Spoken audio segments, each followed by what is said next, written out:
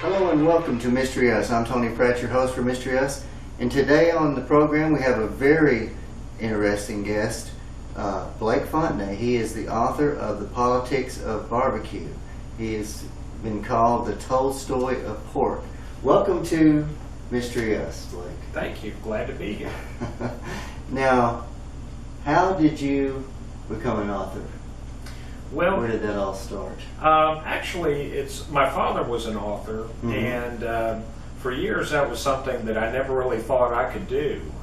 My father was an author, and he also worked for the newspaper here in Nashville, the Tennessean, for most of his career.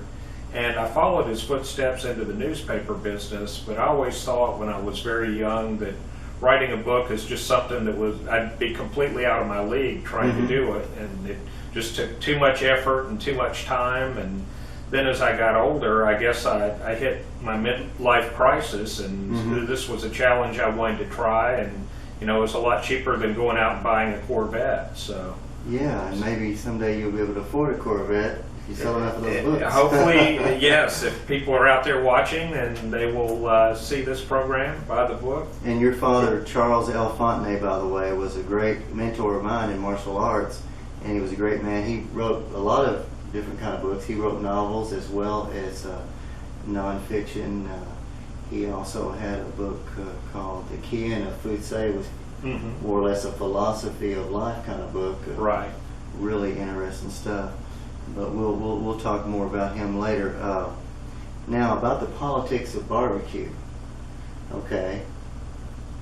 It really is a political satire, right? It is. It's kind of a statement on how we do things in the South, or Memphis specifically, the unique flavor of politics and how barbecue plays into all that.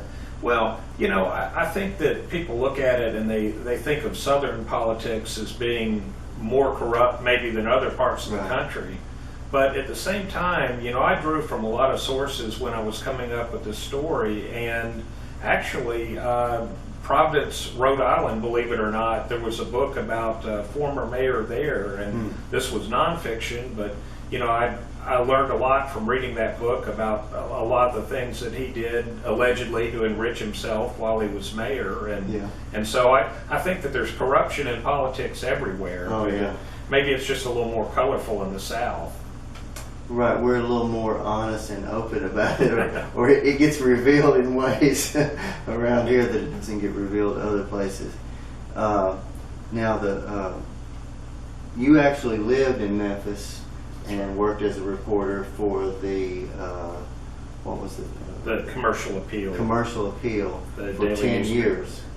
So you pretty much know about Memphis. Now, how did that play into your writing of the book? Or well, absolutely. You just happened to be there. Yeah, I mean, it's one of those things. People say write what you know, and while I was working for the Commercial Appeal, I was covering city government for a little over half the time I was there, about 6 years, and then I was an editorial writer, and so I had an interest in the local government, and I felt like I had pretty good knowledge of it. So that helped me sort of lay the foundation for the book. And I'm often asked if the book is based on characters from my experiences, and it is a work of fiction, but it's something you draw from your experiences in real life. Right, so it might have pieces of real life characters here and there. Yeah. But I would say that there's no character in there that is solely based on one person in real life. They draw traits from real people and from other experiences I've had, things I've heard from other reporters, that sort of thing. Very cool. You've gotten a lot of rave reviews. One of them says that Fontenay's prose is silkier than a sow's ear. Another one, barbecue and politics have one thing in common: both can be messy. And nowhere is barbecue more famous or politics more strange than in Memphis, Tennessee. Now, how is it strange? Well, I think that particularly, people from other parts of the state, now that I live here in Nashville and I travel to other parts of the state, and people hear I'm from Memphis, that they just view Memphis as sort of like a place unto its own. Yeah. It's just the government in their perception operates a lot differently. It's just a different way of doing things over there, I think. Yeah, and in the book itself, your character, Mr. Pig, what's his slogan? Well, he had a couple during the campaign. My favorite was after he won the election, his saying was, "I'm happier than a pig in mud." Right. So. The other one was, no one cuts pork better than Mr. Pig. Right. That was one of his campaign slogans. So. Yeah. I got to go a little crazy with the pig puns in this book. So. Yeah, the whole pig family. But your book is not just for political junkies. I mean, it's a novel. What is the inspiration for the book? If it's not so much real characters necessarily, what made you say, "Hey, I just need this book needs to be written"? Well, in the story, it centers around Mayor Pig and his efforts to try and build a barbecue hall of fame in Memphis. Right. And so, one day I was thinking about, why doesn't Memphis have its own barbecue hall of fame? I mean, it seems like kind of a natural, and you can look on the internet, there are hall of fames for surfing and all kinds of obscure things, and there's not one, to my knowledge, for barbecue. And I said, well, wouldn't that be something that would be a project Memphis would be interested in? And then I got to thinking about it a little bit more, and I thought, well, okay, it might be something Memphis would be interested in, but what would be the problems? What kinds of political issues would come out of that? And so that's how I kind of got started on the story. And the cover of the book is really cool looking. It's got a sign that says B.B. King's Company Store, which is a real store that B.B. King has, right? Is it a music store? Or? It's a restaurant, and it's the book cover is actually taken from a photo of Beale Street, the actual Beale Street, and the little sign, the pig sign that is on there, is something that artists came up with and superimposed on there. But that's an actual scene from. But it's on the backdrop of Beale Street. In fact, yeah, and we'll show that cover here and let everybody check it out. Yeah. Now, what is your? How can people get the book? Well, it's available through Amazon. It can be ordered on Amazon, which is probably the simplest way. There were some bookstores in the Nashville and Memphis area that had it. Let's see, I'm trying to. In Nashville, Parnassus had it. Books A Million had it in a couple of different locations. A couple of places over in Memphis. And I don't know, they circulate their stock, and the book came out last September, so I don't know if you would find a copy on the shelves there. You could probably order it from a bookstore or just order it online, And that's probably what's simplest for most people, because you just go to Amazon and search for the politics of barbecue, and it'll pop right up. Is it on Kindle also? Or? I'm not sure if there's a Kindle version. I think that was discussed. My publisher had mentioned that at one point, and I don't know if they actually have followed through with that. So I'm more of a hard copy book reader, so I haven't really looked into that. Yeah, it's real easy to get it up on Kindle too. I forget the name of the website. There's a website where you can put your book on Kindle real easily, and on Amazon as a paperback. Now, Pig is the owner of the pig pen. That's where customers ogle the piglet waitresses and toss gnawed on pork bones into strategically placed buckets. Now, strategically placed, is this like a Hooters type? Well, that was sort of what I envisioned. This, the pig pen is not an actual place. It's just it's made up, right? Yeah. It's not an actual Beale Street restaurant, and all the restaurants that are in the book are made up, but you know they're sort of things that I think would fit into Memphis Yeah. and fit into Beale Street. And so that's sort of the concept I took off. You know, I ripped off Hooters a little bit and Yeah. ripped off some traits from bars that are actually on Beale Street. But the Pigpen, it's kind of interesting because in the original version of the book, I had references to it many times, you know, Mhm. because that was the mayor's full-time, that was his day job. But I didn't have a chapter in the book that was actually set there, and that was one thing the publisher said. Well, you know, you've said so much about this place, you've got to go back and we've got to have a chapter that's actually set in the Pigpen. Yeah. And the one that from the book that is set in the Pigpen is kind of wild and crazy. Things go badly awry. in that chapter. I could think that they could. And if you had a place like that in real life, they would probably sooner or later go awry as well. Do you have a Facebook page that's I do. related with the book? I do. It's the Politics of Barbecue Facebook Politics of page. Barbecue Facebook page. I do not have a website, Right. but I have the Facebook page, and also I have a Twitter handle, Blake's Books, where Mhm. you can follow, you know, what I have to say about that book and other projects I'm working on in the future.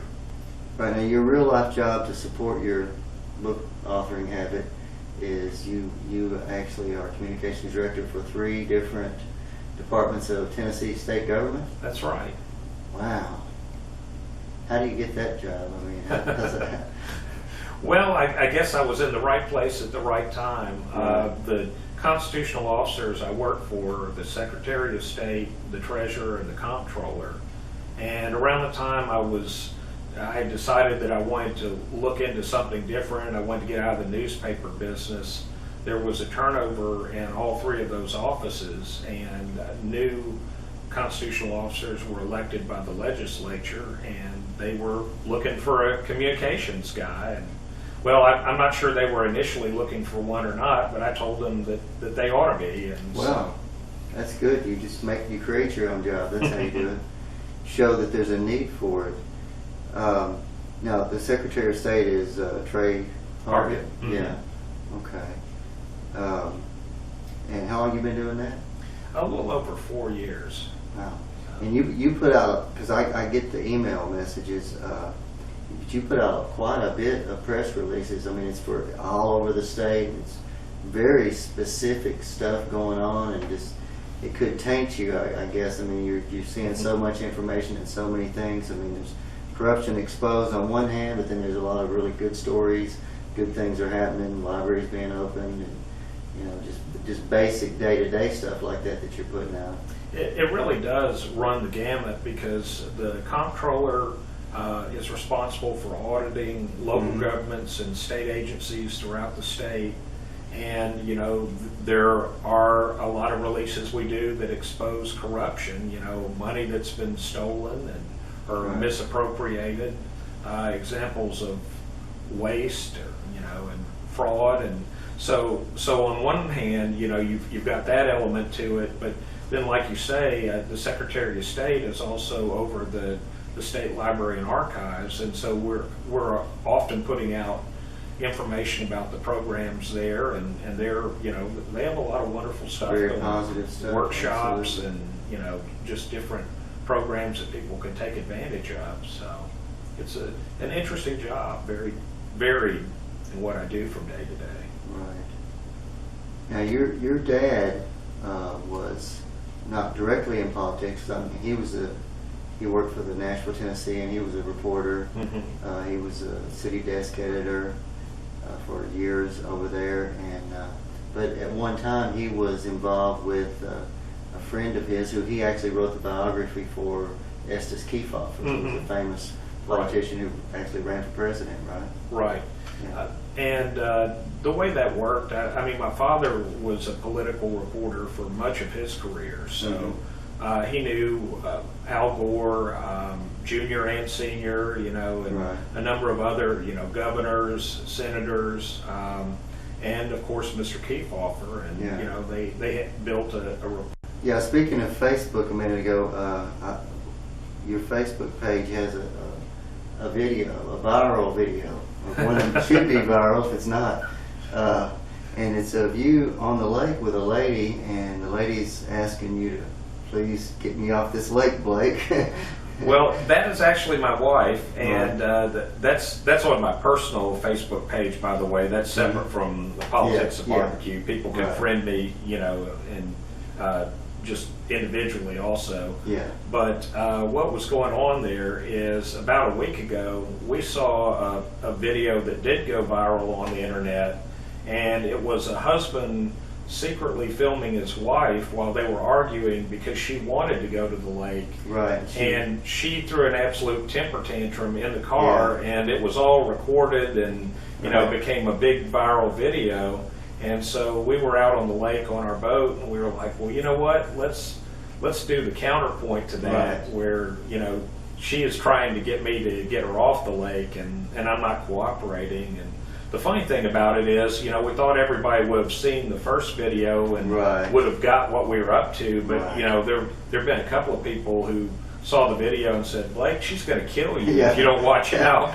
Yeah, it's just kind of, you created it in response, like a spoofing of sorts of the original video, which the guy's wife is just really literally crying like a child, begging, please take me to the lake, and just demanding that, you know, you have to take me to the lake like right now. And so she's totally unreasonable, or at least, I mean, of course he's the one secretly filming. She doesn't know. She probably wouldn't have acted like that if she had known. And maybe he wouldn't be as calm or cool or collected like he's acting if he wasn't the one with the camera either. But yeah, yours is hilarious. Well, thanks. And I actually watched. Just trying to have fun. I saw yours first, and then I saw the other one. But then it made sense that, you know, you were just reacting to that. Now, are you available for book signings, speaking engagements? Absolutely. To go and absolutely tell people about the book. You know, if people want to contact me, probably the best way is to go to the Politics of Barbecue Facebook page and just leave me a message there, and we can talk about it and, you know, what people would like to do. But I'm happy to do signings or just talk to book clubs or whoever is interested. And we were talking about your dad a few minutes ago, and we had technical difficulties there. Your dad wrote a series of science fiction books. And those were like the adventures of a character named Kipton. Right. That was something that he did. You know, he did a lot of different types of books, as you mentioned, but science fiction was really his specialty. And when he was young and just sort of getting started, and before he had me and my sister and, you know, had to really think about family, you know, he had done a number of science fiction novels, and then he sort of put that aside for years. And then when he retired, he wanted to get back into writing, and the way he did that was with these books, the Kipton books, which are about a girl, you know, who's, you know, just a young teen girl, and she's in an environment where, you know, she's in outer space, and, you know, it's a fictional. Right, he's just a very creative genius, you know, as far as reporting, you know, the biography on Estes Kefauver is everywhere in libraries, and, you know, it's an amazing book. But as far as just, you know, he's just an amazing person. I mean, let's put it this way, there were no other 54-year-old men hanging down there in East Nashville with all the young, you know, black belts that were really, you know, had an undefeated team for 22 years. And of course, he was part of that team. He was actually our instructor's first student in America. He was the first guy, and, but he definitely had his own style and was a colorful character. He was. And he was well beloved and will be missed greatly by all the people who knew him, you know, through martial arts and otherwise, I'm sure. All right.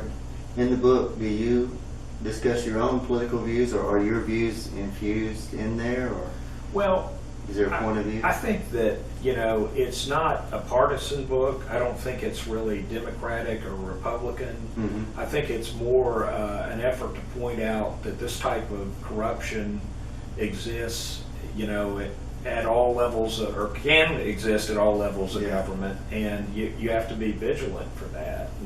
And so I think if there's a sort of a broader message that I hope people take away from it, it deals more with getting involved in your community, because toward the end of the book, there's one character who really has to make a decision about whether he wants to step forward and get involved in trying to stop what's going on. And so, you know, I think that that's more the message I would take, rather than trying to put out a particular political point of view. It's more just about being aware of what's going on in your local government, and getting involved, finding ways you can make your community a better place. Yeah. Now, what are your plans for the future? Is there going to be another Politics of Barbecue 2, or a different project entirely? I don't really have plans for a sequel. Right now, I have rewritten a manuscript that I had worked on before the Politics of Barbecue that's really a different kind of story. It's more of an adventure thriller that's set in Minnesota. Right. And I'm trying to shop that around and see what the interest is in that. And I've also got another manuscript I'm maybe half of the way through that's a similar type of story as the Politics of Barbecue, but it's not a sequel per se. It's set here in Nashville, and it's about Nashville pursuing a Major League Baseball team. So, and what is involved in trying to get a Major League franchise to come to your city. Yeah, I wonder what it would be called. You know, I mean, there's so many. Of course, we've got the Sounds, which is what's that, a farm team for the Cincinnati? I think they're Reds? the Brewers now, the the farm Brewers. team. But actually, the name is part of the story. It gets to be a little bit of a debate in there, you know. Okay. And so really, and this again is a story that I'm sort of drawing on my experience in Memphis in a different sport, because when I was there when Memphis was trying to get the Grizzlies there, and I was sort of the point person for the newspaper in their coverage of the effort to attract the team and also to build the stadium, or the arena. And so I got to see, you know, a lot of the politics behind the scenes that go into that, and some of the choices that have to be made, and the negotiations with the team and the local government officials. And so all that, you know, sort of has informed what's going to be in the new book, and what Nashville will be trying to do in their effort to get this baseball team. So is Graceland anywhere in the book? The new book, I don't think so. I think No? we're free from. But it is in Politics of Barbecue. Oh yeah, I had to have a scene there, Right. and it's actually kind of a risque scene, so it's you know, I just couldn't completely leave Elvis's home out of a story about Memphis. Right. So is Lisa Marie in there? No. Not even the airplane. No. Couldn't work everything in. Right. Yeah. What do you think about the TV show Nashville? Well, you know, I think it's great exposure for the city. Right. You know, I'm not a huge country music fan. I probably shouldn't cop to this, but Right. I think that I've started following the show. You know, even so, I mean, I enjoy it just for the story that it is, and you know, it's certainly great exposure for the city, and Right. you know, I think it's doing for Nashville what maybe Dallas did. You know, back when Dallas was the hot soap out there. Right. They found out we wear shoes and we're not sitting around on hay bales, right? It's helped in that regard, I think. Yeah, I think so. And it's just nice to see locations that you're familiar with, that are good locations in Nashville, and it shows Nashville in a positive light. What political event in history impacted you the most? You know, I don't know that there's been one thing. You know, being in journalism, I've obviously been around a lot of political events. I'm trying to think. You know, very early in my career, I got to meet Governor McWhorter and Governor Alexander, and of course I was around my father, so I was always pretty interested in politics. I don't know if there was like one single event that really turned on the interest level for me, because I think it was always kind of there.